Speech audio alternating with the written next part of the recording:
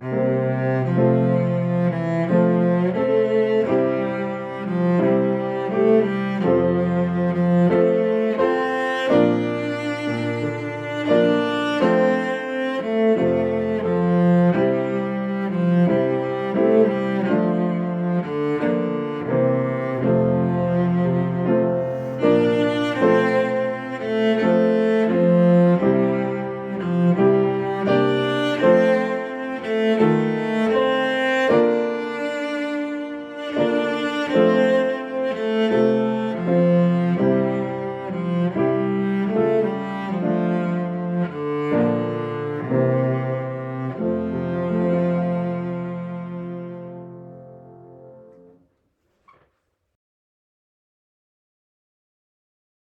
bid you welcome on this first Sunday of a new year.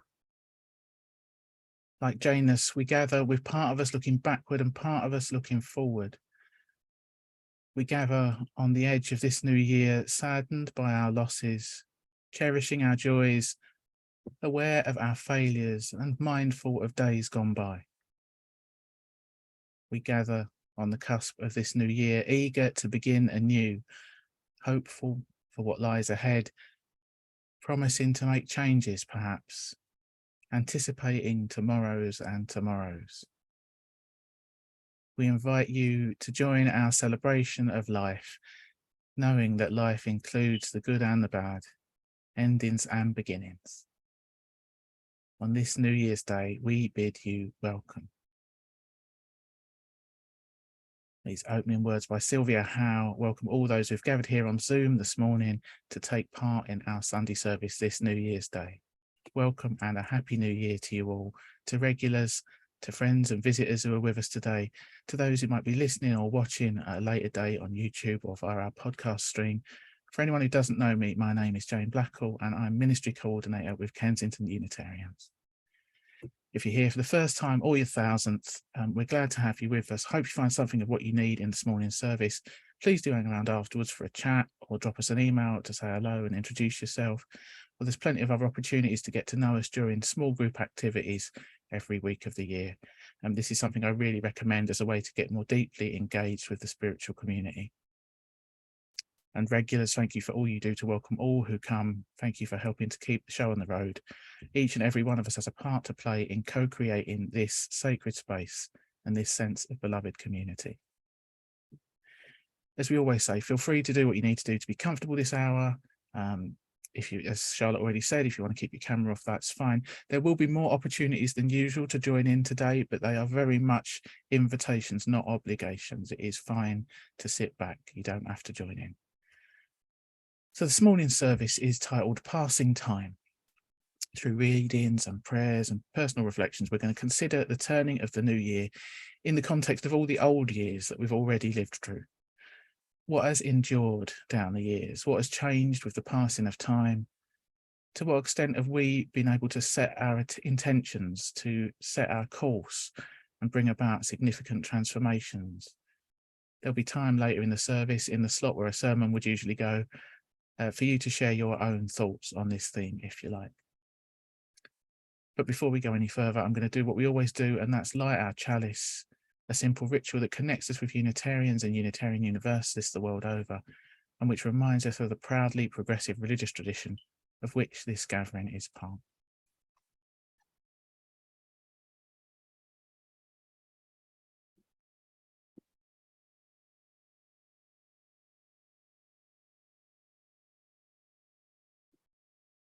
For the new year, just hours old, we light this chalice.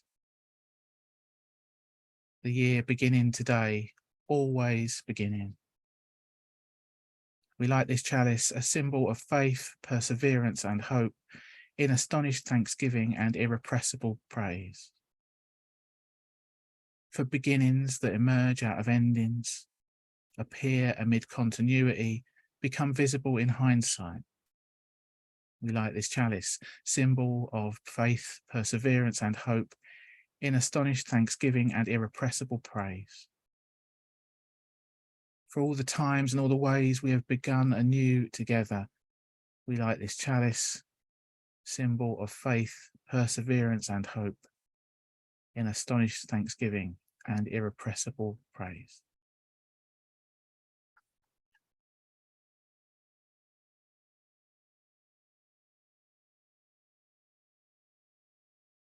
But before we go any further, let's sing. Our first hymn today is Gather the Spirit. It's an old favourite, and the words will be up on your screen so you can sing along at home. You might prefer just to listen. We'll make sure you're kept safely muted throughout.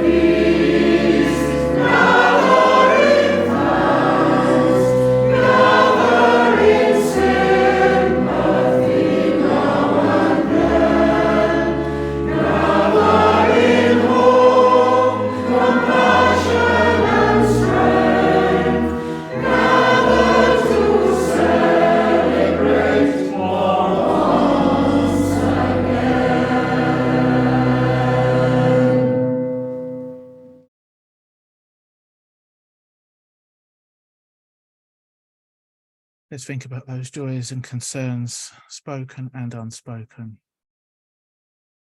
All those little windows into our shared human condition and the life of the world. And let's hold them in a spirit of loving kindness as we move into an extended time of prayer now. This prayer is based on words by Paul Vachon and Lynn Cox. You might want to adjust your position to get more comfortable. You might want to close your eyes or soften your gaze.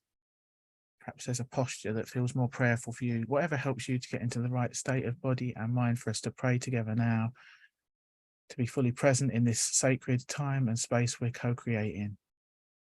Present with ourselves, with each other, and with that which is both within us and beyond us.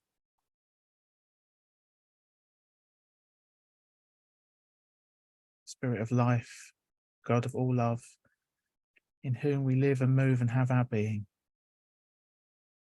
We turn our attention to you, the light within and without, as we sink into the depths of this life and the greater wisdom to which and through which we are all intimately connected.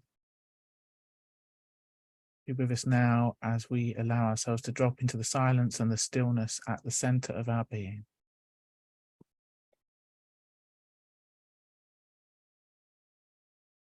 We come together this New Year's Day to take stock of the year just gone, its moments of happiness and hurt, its periods of accomplishment and failure, its times of inspiration and of apprehension.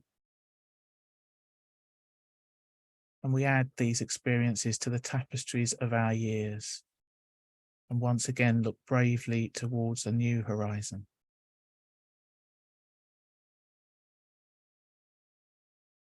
And looking forward, we give thanks for the gift of renewal.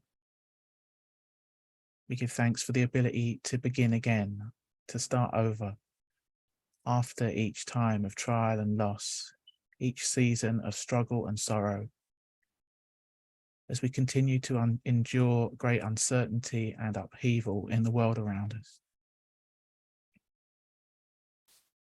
Grant us the courage to continue on the journey, the courage to act and speak for the well-being of others, ourselves, and this planet we share.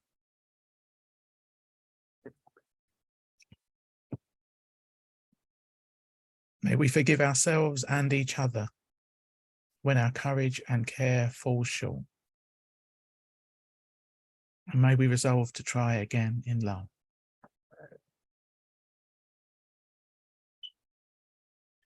Grant us hearts to love boldly, to embody our faith and our values each day in living words and deeds. May our hearts open to embrace humility, grace, and reconciliation. Grant us the ability to learn and to grow, to let the spirit of love and truth work its transformation upon us and within us. Grant us the spirit of radical hospitality, the willingness to sustain a dwelling place for the holy that resides in all being. Grant us a sense of being at peace in the world, even as we are in perpetual motion, tossed and turned by life's tempests. Let us cultivate together the strength to welcome every kind of gift that life brings our way, and all manner of ways to be on this journey together.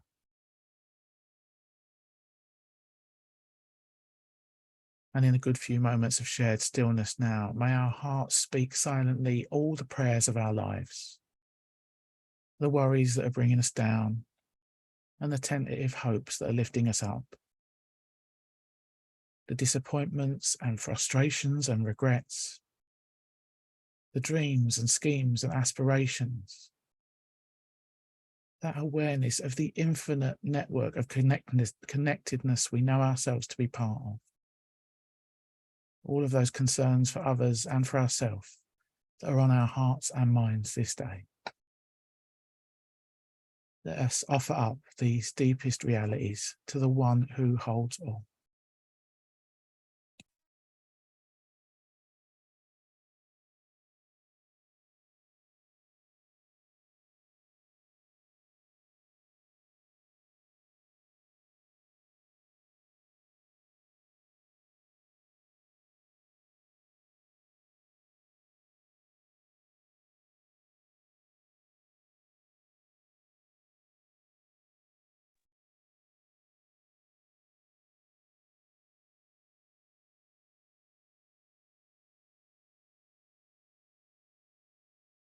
Spirit of life, God of all love.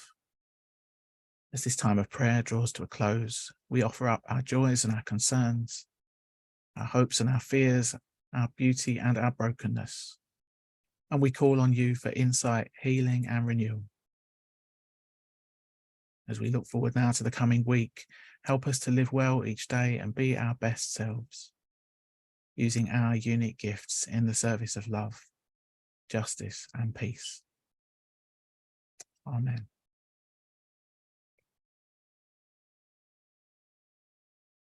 Time to sing again. Our next hymn is Here in This Moment Song. It connects, perhaps in an oblique way, to our theme today. As maybe in a slightly mystical manner. There's a bit of a nod to William Blake in the words, with its references to eternity in the present moment. Anyway, it's an old favourite, so let us sing together Here in This Moment Song.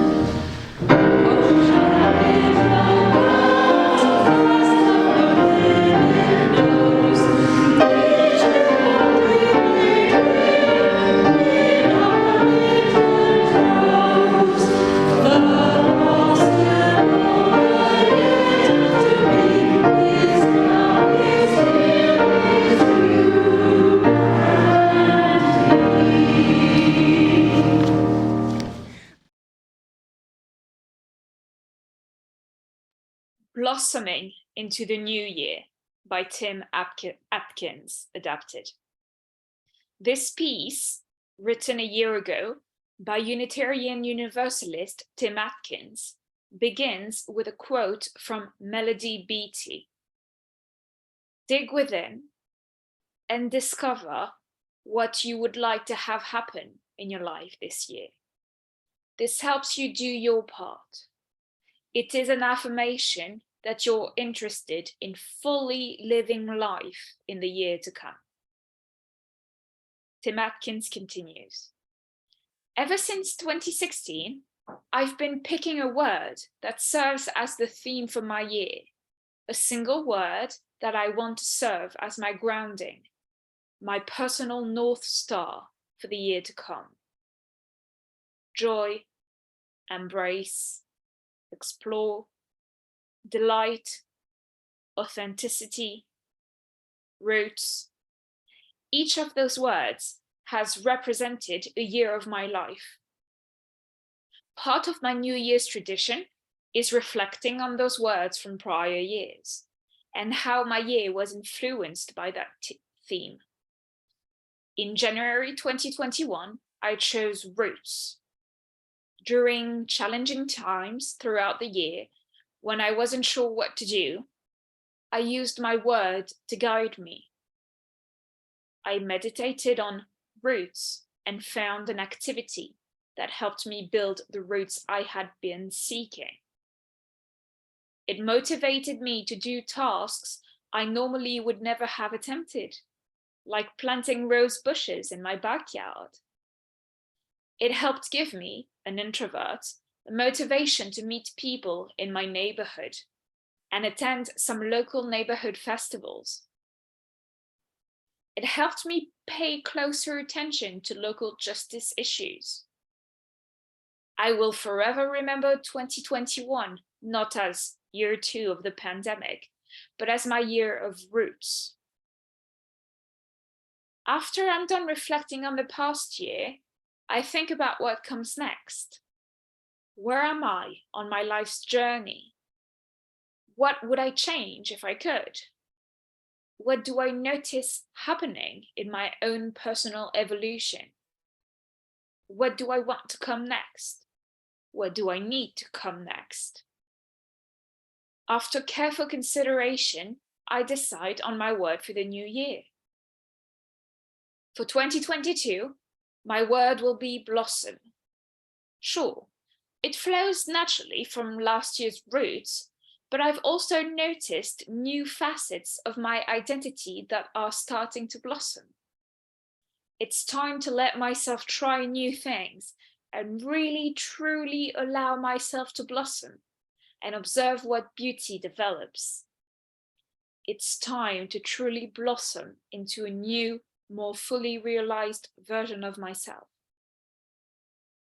If this is your first year to the idea, I invite you to consider making this one of your own personal New Year's traditions too. When you think about the coming year, what word do you want your theme of the year to be? What word might you use as your North Star for 2023? Tim Atkins concludes with a few words of prayer. Give me comfort as I reflect on the past year and remember all the peaks and valleys on the journey. Give me wisdom as I seek out what is right for me for the new year. Give me inspiration as I define my intentions for the new year. And give me courage to live the life I yearn for. Amen.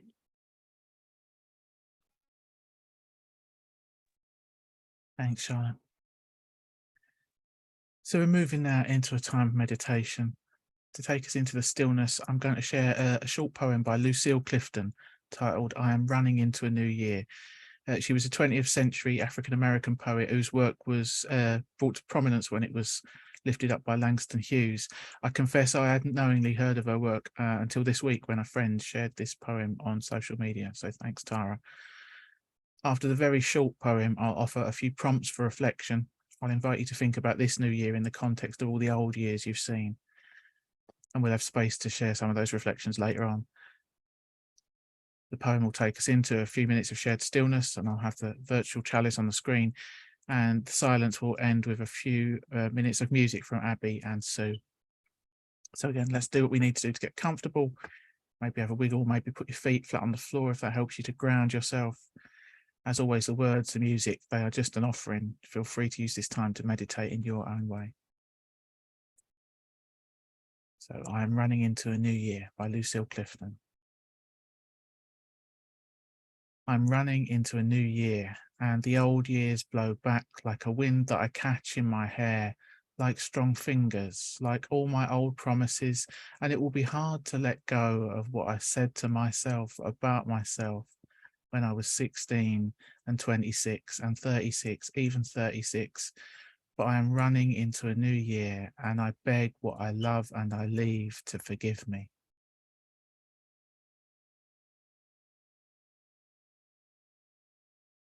So let's take some inspiration from these words by Lucille Clifton and think back on the years of our own lives when we were 16 and 26 and 36 and maybe 40 and 50 and 60 and 76.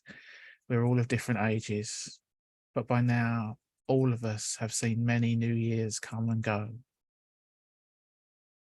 We are running, perhaps walking or hobbling, perhaps slouching or tumbling into another year, with hopes and aspirations maybe about what might be different this time round the sun, with intentions as to who we're going to be and how we're going to face the days to come.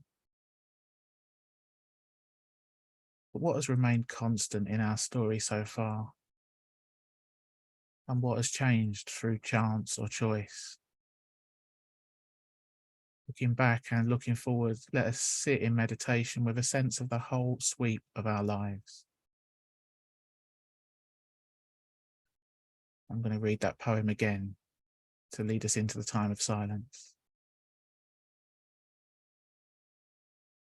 I am running into a new year, and the old years blow back like a wind that I catch in my hair, like strong fingers, like all my old promises, and it will be hard to let go of what I said to myself about myself when I was 16 and 26 and 36, even 36.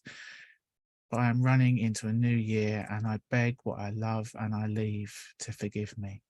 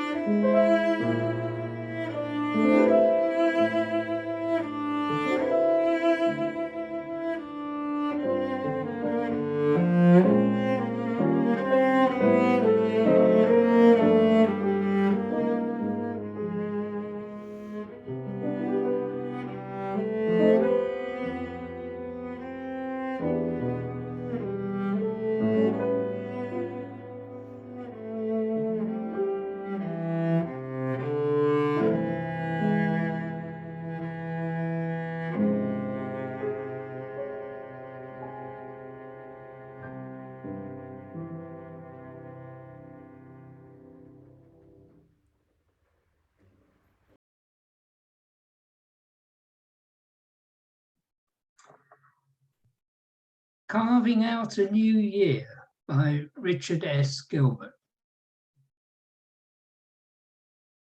We stand before the new year as a painter before a blank canvas, as a sculptor before a mass of stone, as a composer before music paper with only lines and stuff, as a dancer before the movement begins. To be sure, we have painted canvases before. We've carved out the shape of other years. We have written other notes in times gone by. We have moved through other hours.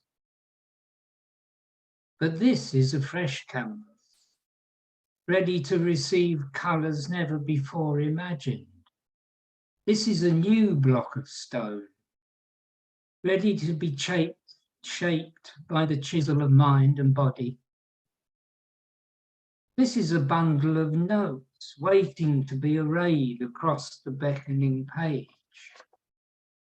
This is an open space waiting to host new steps and spins. What are we to make of these colours we hold in our hands? What are we to shape from this block of allotted time? What melodies and harmonies will we create for the first time? What movement will define the space once more granted to us? What are we to make of this wonder while it is ours? We tremble before the possibilities. We feel anxious before the freedom given us. We are apprehensive, perhaps, in the face of the new year.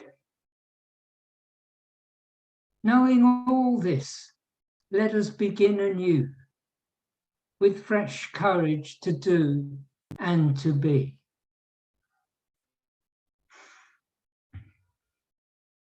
Thanks, Brian.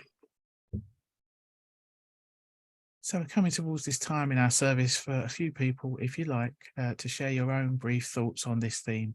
We're thinking about the turning of the new year against the backdrop of all these old years we've already lived through. So often we make New Year's all about making resolutions and declaring that we're going to change everything about ourselves overnight. We're going to give up half a dozen habits and take up another half dozen supposedly more virtuous things instead. That is not the main aim of today's service. If we look back over the years of our lives, some things will have endured and stayed constant, and other things will have changed. Some of those changes will have been accidental or will have been foisted on us by external forces. But we will also have been the architects of some of those changes ourselves. We will have intentionally set our own course in life, not necessarily just by piling up a bunch of resolutions on one day in January, but gradually over the long haul. Because every year, every month, every week, every day, every minute offers us possibilities, and we have some measure of choice about how we respond to those possibilities. So that's the sort of territory we're exploring here, the passing of time and change and continuity and our own agency in those processes, such as it is. In this time of sharing, you might want to think back over the readings, the piece from Tim Atkins about choosing a word or a theme for each year to help you focus your attention and guide your choices, and how that's a gentle way to steer your course in life without making rigid resolutions or plans. Or the poem from Lucille Clifton with the old years blowing back at you as you run into the new year. Or that piece from Richard Gilbert reminding us that each year is a blank canvas and offers us new freedom and possibility, regardless of how many times we've painted on other canvases before. So we've got about 10 minutes to share our reflections on the theme. I admit the theme is a little bit nebulous, but as I say, at Heart and Soul, tangents are always welcome. Don't worry about following on from what the person before you said. Don't worry about trying to make it all join up logically. I invite you to share from your centre to the centre of this gathering. Think of it as an offering, not a discussion or a debate, not a time to critique what other people have shared. If you would like to speak, please put your hand up and I will spotlight you. I'll call on you and spotlight you. And so we do it in an orderly fashion. I want you to be able to share as you feel moved, but also I'm mindful of the limits on time. So maybe a couple of minutes at most. And by default, we'll leave this bit in the recording that goes online, but absolutely, I can edit you out if you want to share, but not have it included. So just give me a shout straight after the service if you want to be cut out. think that's everything. So let me know if you've got something to say. Oh, Juliet, you're keen. There we go.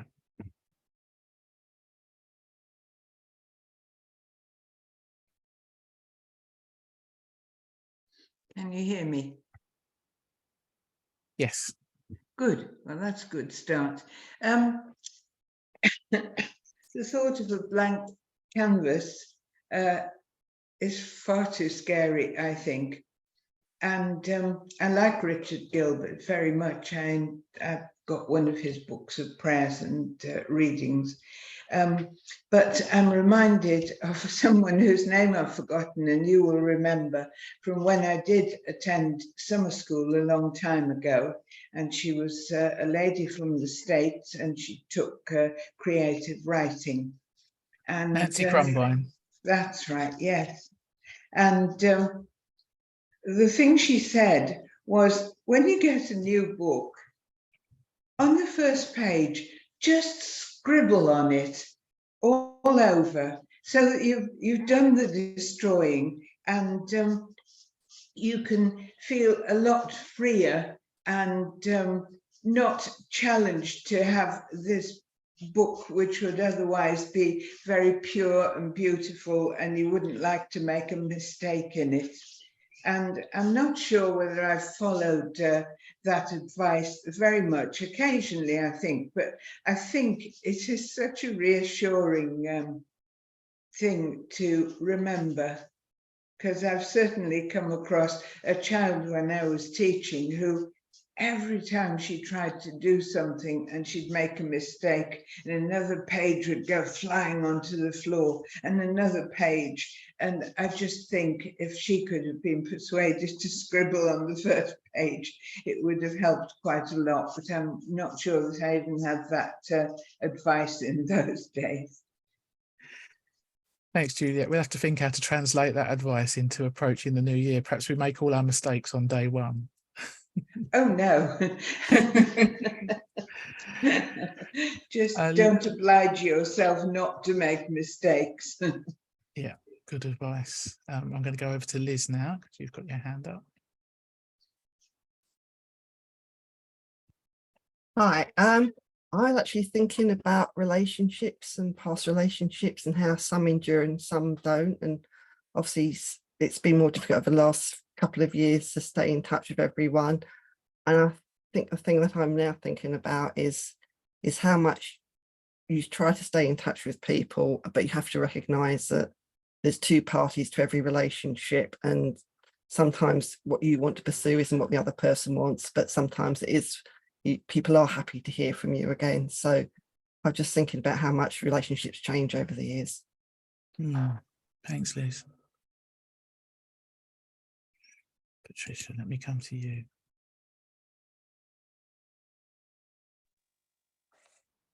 This year's a very significant year in our family. There are several significant birthdays.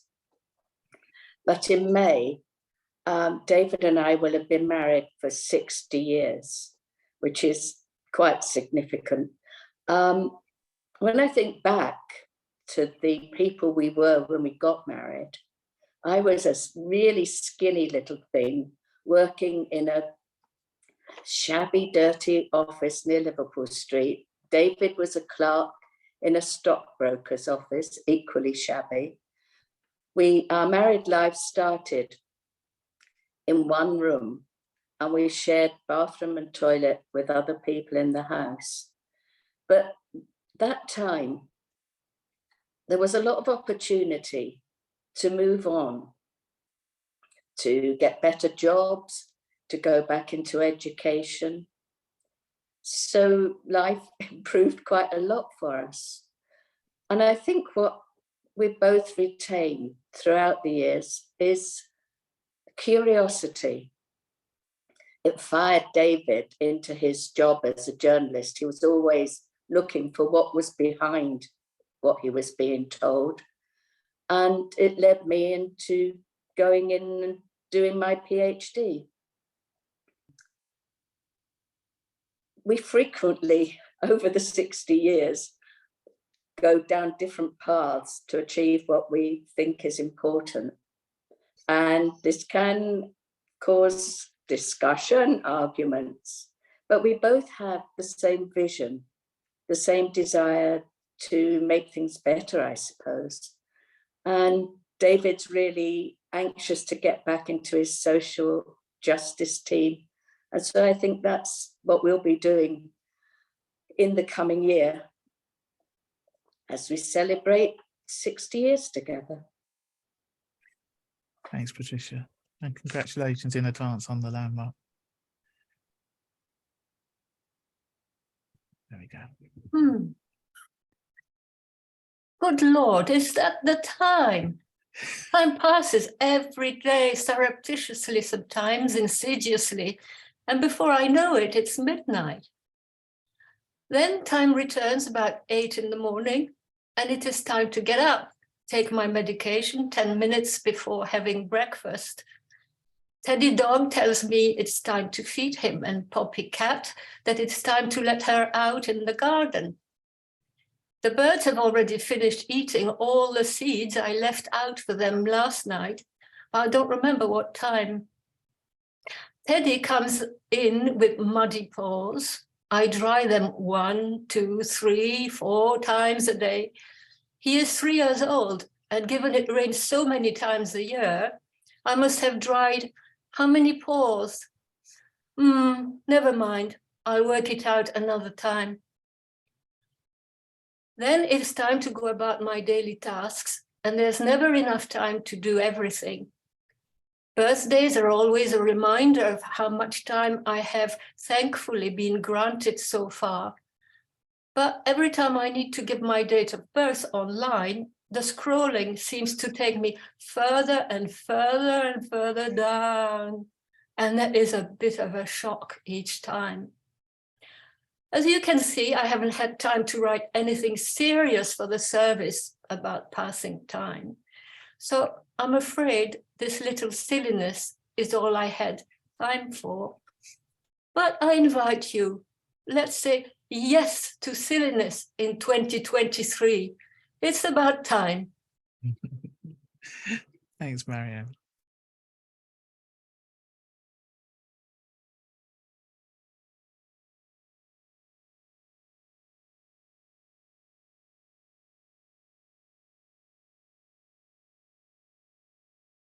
Anybody else that wants to share?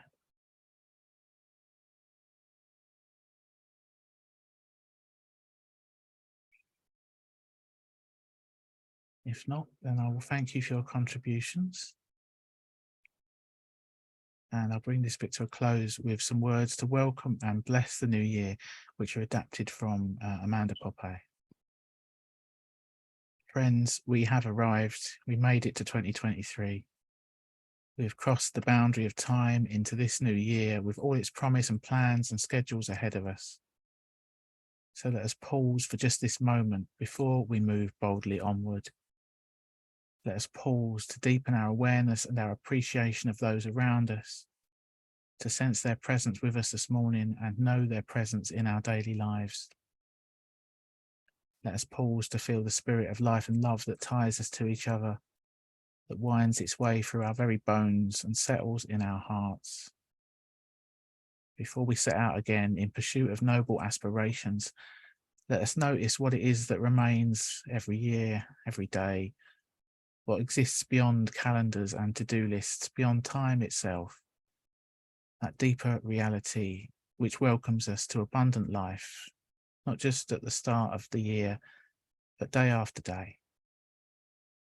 May we know ourselves to be blessed and held in love as we go out in faith and meet the days to come. Amen. So one last hymn to sing. We only get to sing this one once a year, so it won't be super familiar to anyone, but let's do our best in singing along with this recording of our congregation from a few New Years ago. It's a hopeful vision of the possibilities that might await us in the year ahead. O glad new year of God.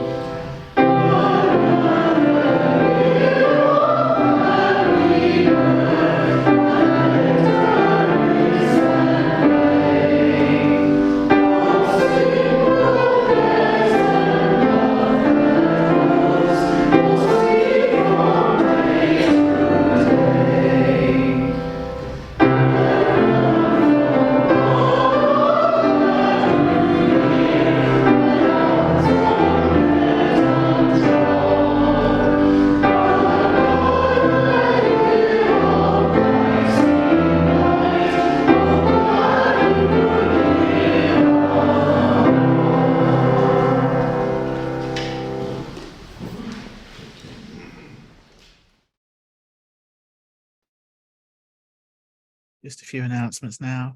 Thanks to Charlotte for co-hosting today and for reading, also to Brian for reading, to Abby and Sue, Abby's mum, for the music. Thanks to everybody who contributed to the sharing in today's service. We have virtual coffee time after the service, so please stay on and chat or drop us an email if you'd like to say hello.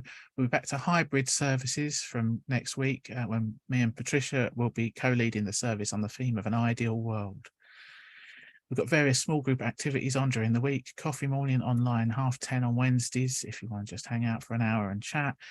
There are still spaces left to sign up for our Heart and Soul contemplative spiritual gatherings online Sunday and Friday at 7 o'clock. This week's theme is friendship, and we're celebrating 10 years of Heart and Soul this week. The actual anniversary is this Tuesday. So if you haven't been along for a while, this is a good week to come back and celebrate the landmark with us. In a couple of weeks from now, on the 11th of January, Wednesday the 11th, we're going to start our little online group exploring this book, Why Are We Here? We'll be tackling one brief chapter a month. Look, you can see it's very thin. One chapter a month for 5 months. And even if you don't fancy reading it, you can still join in with the group by watching the original talks that this book is based on, which are all online anyway. If you haven't got a copy of the book and you'd like one, give me a shout. I've still got a few free copies to give away.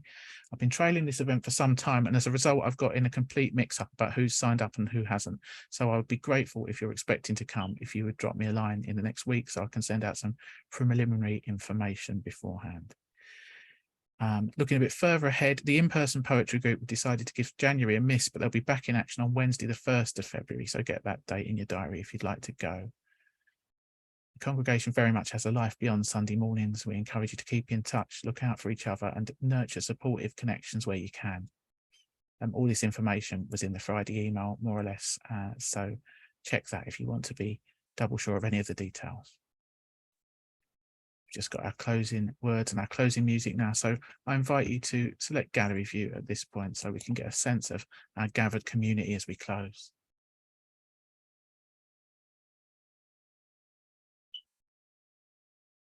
Always there is another beginning, a new day, a new month, a new season, a new year. Forever the old passes away and newness emerges from the richness that came before. Nothing is ever lost in the many changes that time brings. What was in some way will be, though changed in form. So know this moment is a beginning. And your lives individually and together are full of richness, of freshness, of hope and of promise. So in the days to come, may we hold on to that sense of promise and hope and seek for those chances for renewal that are so often out there, waiting for us in the mess and the muddle of everyday life. May it be so for the greater good of all. Amen.